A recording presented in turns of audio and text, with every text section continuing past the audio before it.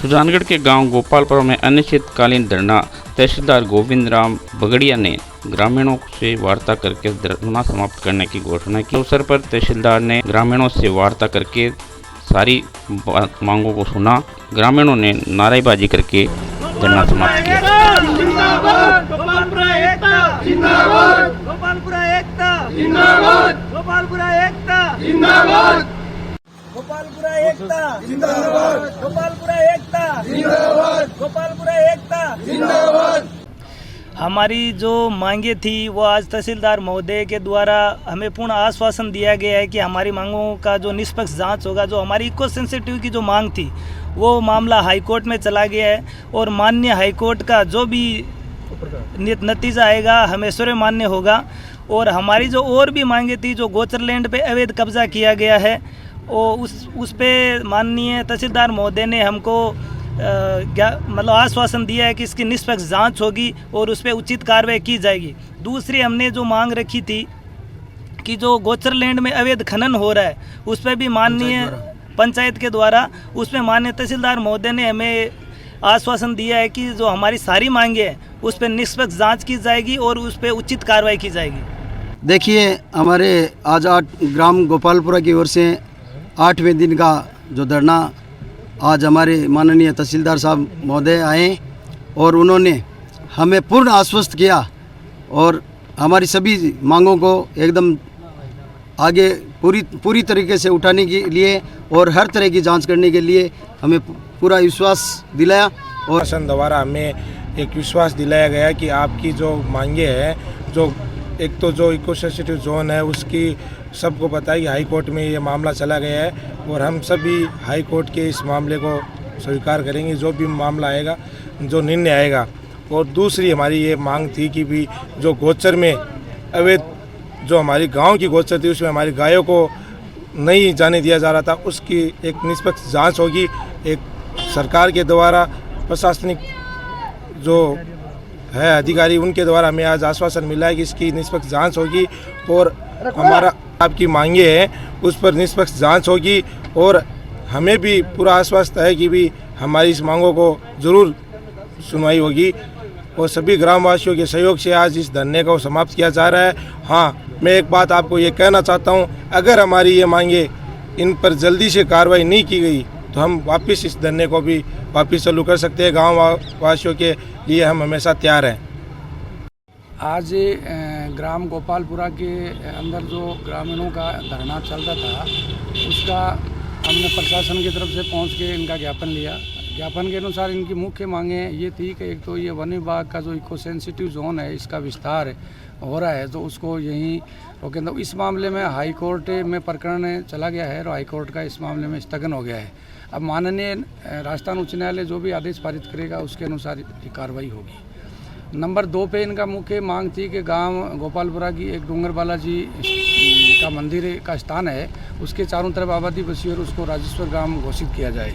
तो उसके लिए हमने पटवारी गिरदार को राजेश्वर ग्राम बनाने के लिए प्रस्ताव तैयारी का दे दिया है। वो प्रस्ताव गांव के तैयार कर रहे हैं। जो ये प्रस्ताव अपने यहाँ पे तैयार हो जाएगा उसको हम जिला कलेक्टर महोदय को मुँह करेंगे और जिला कलेक्टर महोदय राजस्व विभाग राजस्थान सरकार को भिजवाते हुए ग्राम घोषित करवाने की कार्रवाई करेंगे।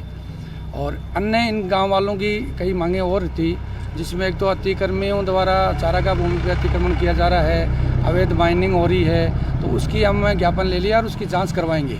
जिस किसी का भी अतिक्रमण या अवैध माइनिंग पाई जाएगी उसके खिलाफ नियमानुसार कार्रवाई की जाएगी और प्रशासन का जो भी होगा उसके हम इनकी मदद करेंगे। और इनको हमने धरना समाप्त करके अपना कार्यक्रम स्थगित करने के लिए निवेदन किया है, तो इन लोगों ने स्वीकार किया है और हम प्रशासन की तरफ से इनका पूरा सहयोग। इस ज्ञापन में गोचर भूमि को पिकनिक स्पॉट हटाने की मांग उठ रही है, इस बारे में कोई आश्वासन दिया गया?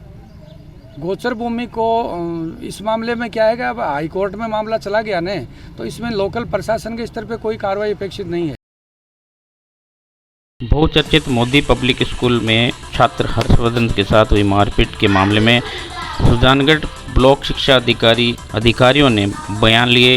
स्कूल में जाकर वहीं बयान दर्ज किए गए पीड़ित के पिता राजू सिंह के द्वारा। गौरतलब है कि अध्यापक के खिलाफ हुई एफआईआर में भी नया मोड़ आया है। सुजानगढ़ न्यायालय ने अमित की अग्रिम याचिका को खारिज किया। सुजानगढ़ के पंचायत समिति ब्लॉक शिक्षा अधिकारी द्वारा गठित जांच दल ने मोदी पब्लिक स्कूल के बयान दर्ज किए। वहीं पीड़ित पक्ष के भी बयान भी लिए गए।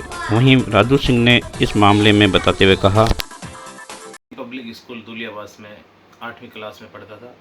उसका नाम हर्षवर्धन सिंह शेखावत, जो कि मेरे बच्चे के साथ 17 फरवरी को जुगल किशोर मोदी पब्लिक स्कूल के डायरेक्टर हुए आशीष ढाका ने बहुत ज़्यादा मारपीट की। जुगल किशोर मोदी ने बहुत ज़्यादा धमकाया बच्चे को। उसके बाद में मेरे बच्चे को यहाँ से राजकीय बगड़िया अस्पताल में भर्ती करवाया। उसके बाद में उसको जयपुर रेफर कर दिया।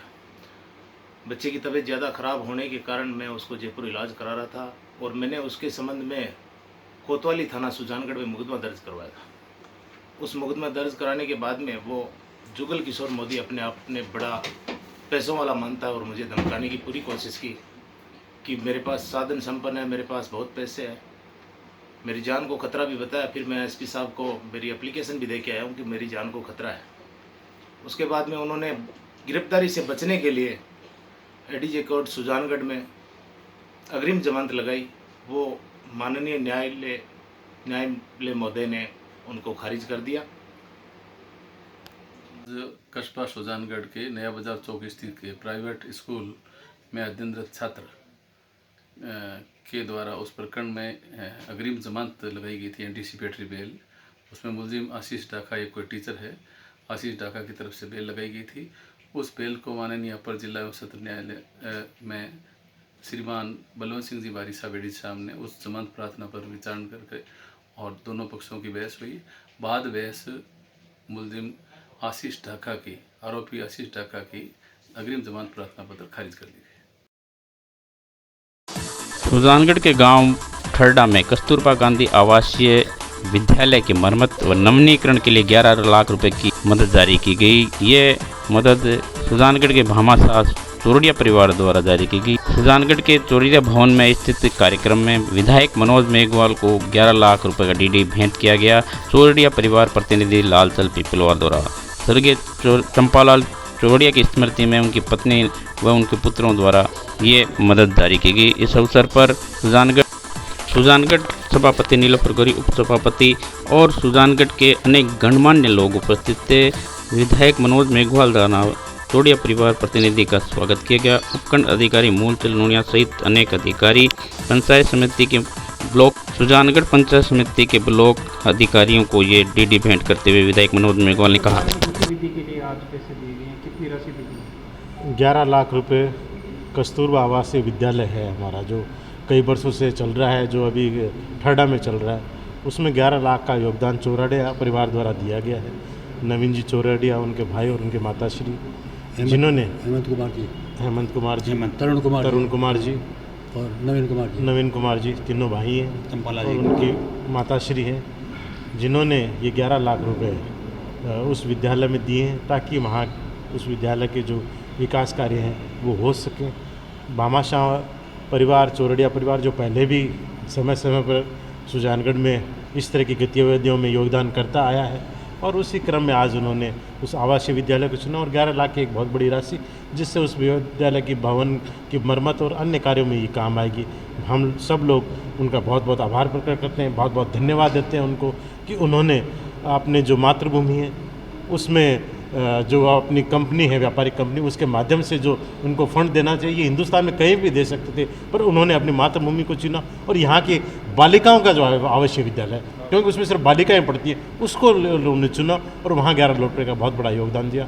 सुजानगढ़ की तरफ से मैं उनका बहुत बहुत आभार और बहुत बहुत धन्यवाद सेठ जी चंपालाल जी चौरड़िया, वहाँ हमारी मित्रता ही। वहाँ के 3 पुत्र हुआ, बड़ा पुत्र हेमंत कुमार जी, दूसरा तरुण कुमार जी, तीसरा नवीन कुमार जी। अब उनको तो मालूम भी नहीं है कि यहाँ स्कूल है गया, लेकिन कलेक्टर साहब ने गाइड किया उनको, तो कलेक्टर साहब की बात मान करके उनको स्वीकृति दी। तो देखेंगे।